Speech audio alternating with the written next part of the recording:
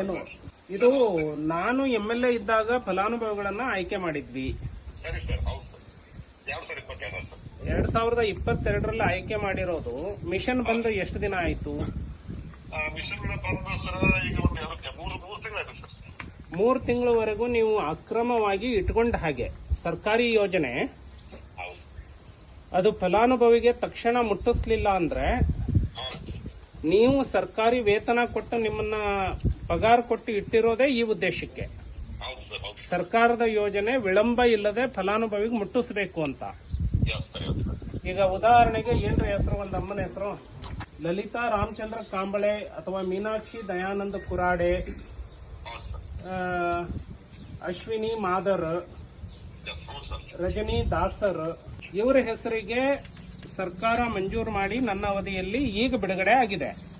ಹೌದು ಸರ್. ಬಿಡುಗಡೆ ಆಗಿದ್ದು ನೀವು 1 ತಿಂಗಳು ಆ ಫಲಾನುಭವಿಗೆ ಮುಟ್ಟಿಸಲಾರದೆ ಅಕ್ರಮವಾಗಿ ನೀವು ಇಟ್ಕೊಂಡ್ರಿ ಅಂದ್ರೆ ನಿಮ್ಮದು ತಪ್ಪಲ್ವಾ?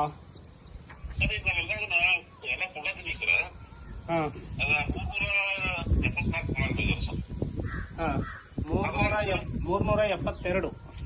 72 ಸರ್. ಈಗ ನಾನು ಲೋಕಾಯುಕ್ತಕ್ಕೆ ಕಂಪ್ಲೇಂಟ್ ರಿಜಿಸ್ಟರ್ ಮಾಡ್ತೀನಿ. ನಾಳೆನೆ ನಾನು ರಿಜಿಸ್ಟರ್ ಮಾಡಿದ್ರೆ ನಿಮ್ಮನ್ನ ನೀವು ಹೇಗೆ ಪ್ರೊಟೆಕ್ಟ್ ಮಾಡ್ಕೊಳ್ತೀರಿ?